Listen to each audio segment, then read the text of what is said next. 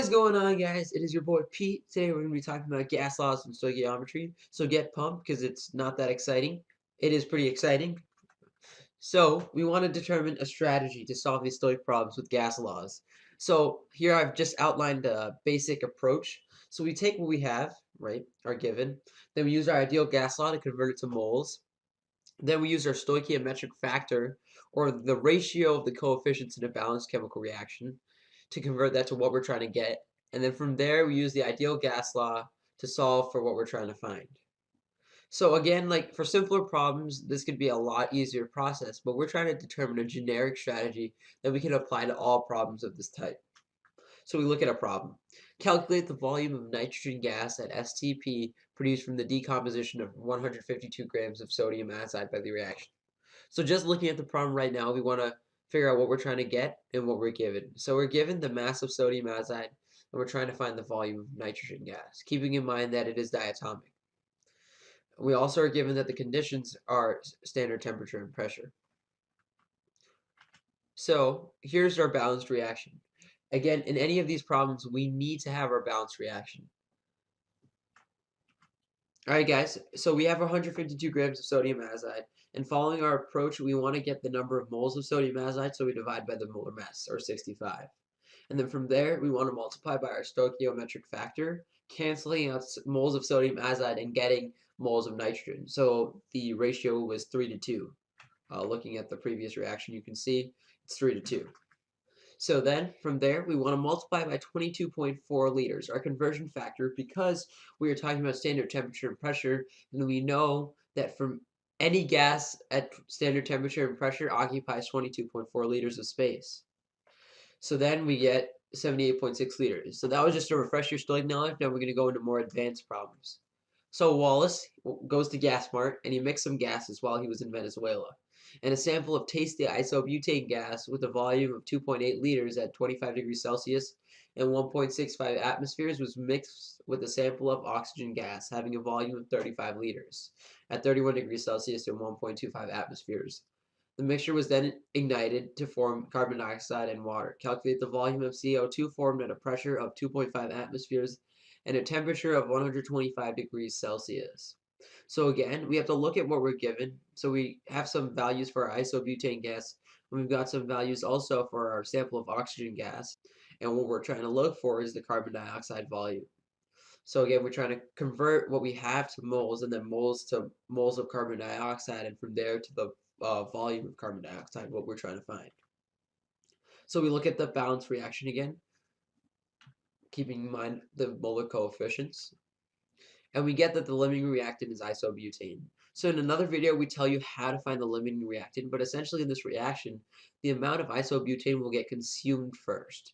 And if you're looking at how we found that out, we use the ideal gas law to convert both the oxygen and the isobutane in the number of moles, and then we look to compare the moles, the mole amount to find out which one was the limiting reactant. For moles of isobutane, and we're using this one because we've found out that this is the limiting reactant.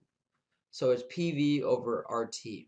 And now that we know it's PV over RT, we need to plug in the values that we were given. So it's 1.65 times 2.8 over the gas constant times the temperature in Kelvin. So we just added 273 to 25. And we get 0.189 moles of isobutane.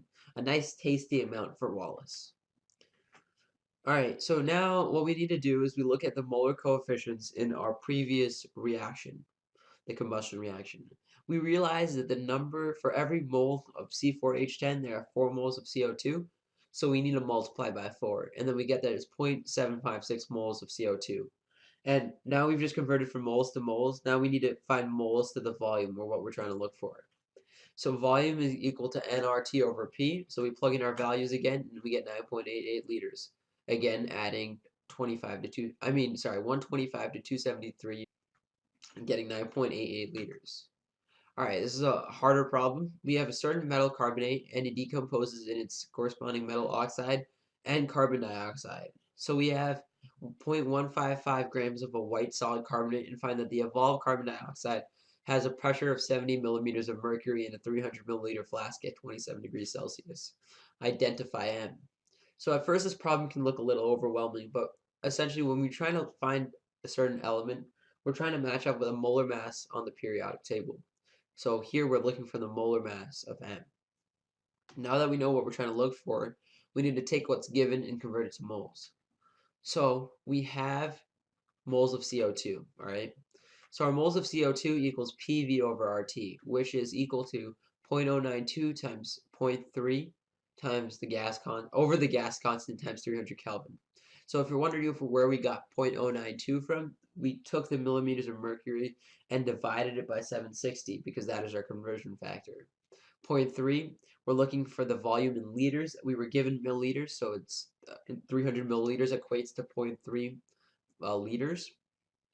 And so we get that the moles of carbon dioxide equals 0.001121. And now we need to look back at our reaction. And by looking at the reaction, we know that for every mole of the metal carbonate, there's 1 mole of carbon dioxide, so we don't have to do anything. We just multiply 1 over 1, and we get 0.00121 moles of carbon dioxide is the equivalent of 0.01121 moles of the metal carbonate. So from here, we have talked about in another video, but N equals M over M. So the number of moles equals the mass over the molar mass. And we are trying to find the molar mass. We have the number of moles and we have the mass. So we want to rearrange this equation so it helps us. So the molar mass equals the mass over the number of moles. In the beginning of the problem, we were given the mass equals 0.155, and we just found the number of moles. So the molar mass of M2CO3 again is the mass over the number of moles, and this is equal to 0.155 grams over 0.01121 moles, giving us 138.27 grams per mole. But here we're not done yet. We've just found the molar mass of the entire compound. We're looking only for the metal, so we need to subtract the molar mass of CO3, which is 60. And then after that, we divide by 2. When we subtract 60, we are left with a molar mass of M2. But we are only looking for the molar mass of just M, so we divide by 2. And we get 39.135 grams per mole. Now the question is, where do we look on the periodic table? Just by looking at M2CO3, knowing that carbonate is a -2 charge, M2, or just M for that matter, must be a +2 cation. So we know we have to look at the second group in the periodic table. Looking down the column, we see that it's potassium. So we've solved our problem. And that is it, guys. I hope you enjoyed, and the more you know.